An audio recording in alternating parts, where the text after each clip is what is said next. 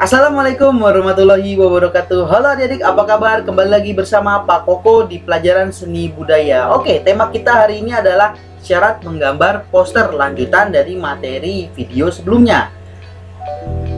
Sebelum kita mulai belajar hari ini, alangkah baiknya biar kita lebih tenang, berdoa terlebih dahulu. Bapak pimpin ya, berdoa menurut kepercayaan masing-masing. Berdoa, mulai. Amin, selesai. Oke, kita lanjut ke materi.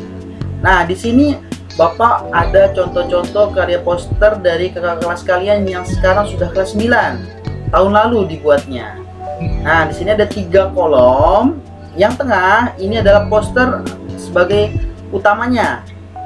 Yang di kiri ini ngambil dari objek di buku, dan yang kanan imajinasi masing-masing dari kakak kelas kalian. Nah, di sini ada poster Save the Ocean, ada the global warming, ada bumi yang mencair nih seperti es, global warming, dan beautiful Indonesia. Keberagaman dari gambar-gambar poster tersebut.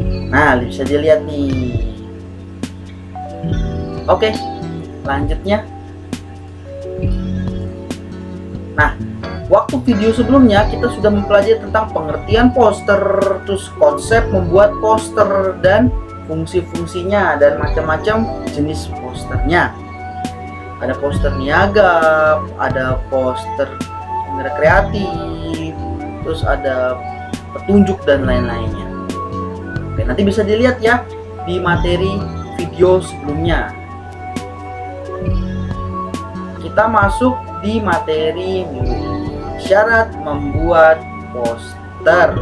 Nah, di sini ada poster-poster tentang stop polusi udara, misalnya auto bullying dan lain-lain. Coba kita lihat dulu yuk materinya. Menentukan topik dan tujuan. Yang pertama, topik yang menyatu dengan tujuan adalah langkah pertama yang harus dilakukan. Kita harus menentukan tema berdasarkan pesan yang ingin disampaikan agar poster efektif. Berdasarkan tema dan tujuan yang telah disiapkan tersebut, kita mulai dapat memikirkan bentuk visual dan kata yang digunakan untuk membuat poster tersebut. Jadi yang pertama banget kita buat adalah temanya dulu. Gimana? Temanya maunya apa nih? Tujuan kita untuk apa nih? Nah, kalau sudah dapat, otomatis kita bisa menggambar yang kita mau tuju. Misalnya stop polusi udara, atau gambarnya yang tidak jauh dari situ harus menyatu dengan kata-katanya. Tidak usah panjang-panjang kata-katanya, sedikit aja, yang penting diingat oleh yang melihat. Nah, kita lihat di sini, stop polusi udara, otomatis gambarnya tidak jauh dengan kata-katanya. Sini ada gambar pabrik yang mengeluarkan corong asap, warnanya pekat. Stop polusi udara itu, terus di sini pabriknya di garis. Nah, tanda tidak boleh. Nah, disitulah ada menyambung antara kata-kata dan gambarnya. Yang pasti kita harus tahu dulu temanya mau apa, tujuannya. Sini ada gambar Monas, ada objek Monas, ada objek burung, tapi latarnya merah yang menandakan ini. Merah kan lebih berbahaya kan, menandakan kata berbahaya dari bentuk warnanya. Yang kedua, we say no to bullying.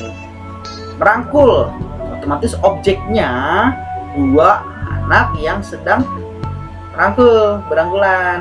Nah, disitulah kita tahu tujuannya mau apa, gambarnya seperti apa. Jadi harus kita tahu dulu tujuannya, otomatis kita bisa membuat kata-kata dan gambarnya. Selanjutnya, membuat kalimat singkat dan mudah diingat. Oke, kita ke materi. Fungsi poster adalah mengirim pesan kepada orang yang melihatnya, sehingga setiap kata yang ada haruslah mudah dipahami dan berkesan. Dengan melihat kalimat yang berkesan, orang akan mengingatnya dengan mudah dan dapat menempel terus di pikirannya. Jadi kata-kata itu tidak usah panjang-panjang, tapi menarik. Mari membaca buku, di bawahnya ada ilmu. Di sini menandakan bukunya ini adalah sumber dari ilmu. Gambarnya tidak jauh dari katanya. ada gambar buku dunia yang bumi yang tersenyum. Di sini ada yang mau pergi sekolah dikasih payung oleh ibu. Nah, di sini artinya apa? Menangkap pesan dari kata-katanya tersebut bahwa buku ini adalah sumber ilmu. Seperti itu. Jadi tidak usah panjang-panjang, tapi gampang dan mudah diingat oleh yang melihat. Lanjutnya, menggunakan gambar. Pasti harus menggunakan gambar. Mengapa harus menggunakan gambar? Gambar adalah salah satu penyampai pesan yang paling menarik, sehingga poster haruslah menggunakan gambar untuk mencapai salah satu tujuannya, yaitu menyampaikan pesan dengan jelas dan menarik, sehingga poster akan mengundang perhatian dan menarik minat baca yang melihatnya. Gambar dan warna itu perlu banget. Kenapa? Karena akan menarik perhatian dari gambar tersebut, tujuan tersebut, dari poster tersebut. Misalnya di sini ada tangan, gambar tangan dan bumi, otomatis kan, menarik sekali nih. Di sini ada pohon kelapa di pinggir pantai. Kata-katanya juga harus sama dengan ini, dengan gambarnya. Hijaukan kembali untuk masa depan bumi kita. Nah, artinya gambar itu kita buat semenarik mungkin. Warnanya juga. Kenapa? Karena gambar adalah salah satu penyampai pesan yang paling menarik, sehingga harusnya menggunakan gambar untuk mencapai tujuannya. Jadi bisa menangkap yang melihat seperti itu. Oke, selanjutnya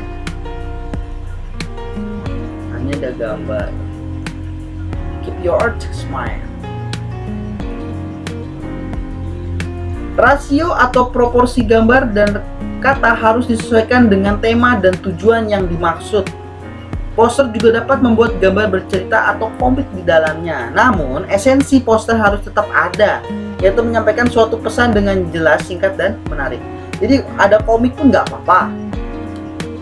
Proporsi atau rasionya gambar dan kata harus disesuaikan dengan tema. Waktu itu kita belajar tentang proporsi kan, disesuaikan dengan tema dan tujuan yang dimaksud. Jadi harus pas, gambar dan tulisannya harus pas. Walaupun ada vignette-nya di sini kanan dan kiri, ada hiasan tambahan, seenggaknya harus semenarik mungkin. Tidak terlalu ke objek utamanya, tujuan utamanya, tapi kalau bisa gambar vignette-nya harus semenarik mungkin. Kalau bisa sih mirip, harus nyambung dengan tujuannya atau tulisannya.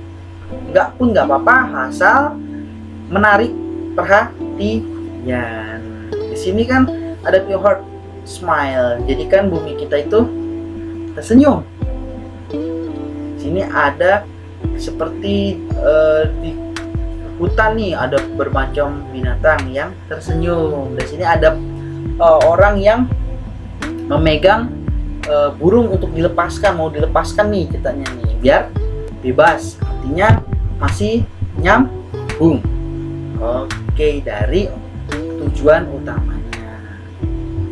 Yang pasti kita harus buat gambar tulisannya semenarik mungkin.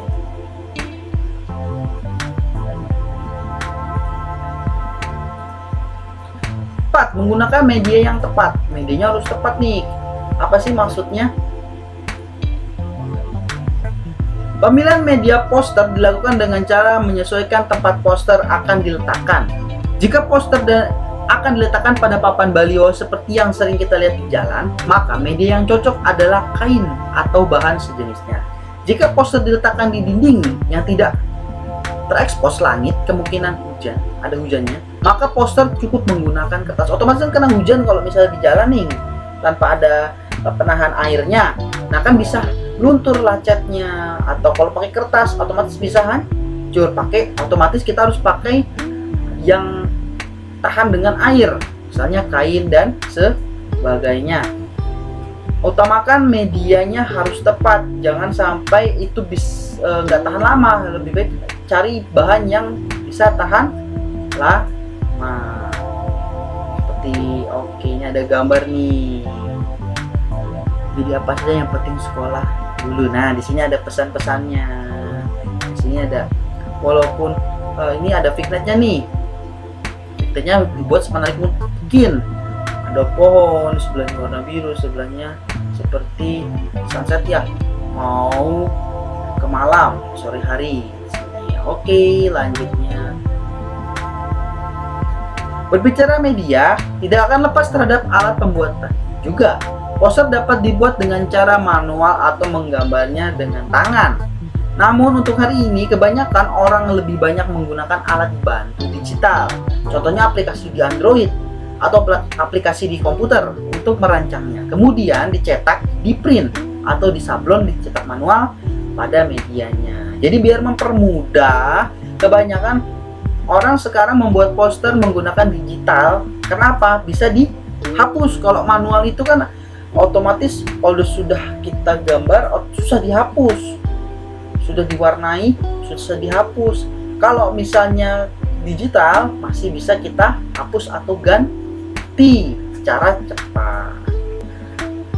Nah, di sini ada contoh lagi nih. Kalau kita dari gambar-gambar ini semuanya manual, dibuat oleh tangan. Artinya kita harus buat dulu polanya menggunakan pensil. Sudah buat polanya, jadi otomatis kita tulis dulu kata-katanya. Sudah kata-katanya baru mewarnai. Nah, itu ada proses-prosesnya. Sama seperti digital juga ada prosesnya, cuman mudahnya bisa dihapus. Oke, next selanjutnya. Tugas minggu ini. Pertama, seperti biasa silakan buka Google Classroom di kelas masing-masing. Satu absennya dulu. Tonton dan pahami materi yang video ini dari Bapak ya. Soal tugas atau materi lanjutan Bapak infokan di minggu berikutnya. Ada info lagi di minggu berikutnya. Oke? Sampai situ. Sampai jumpa di materi minggu depan. Wassalamualaikum warahmatullahi wabarakatuh. Dadah.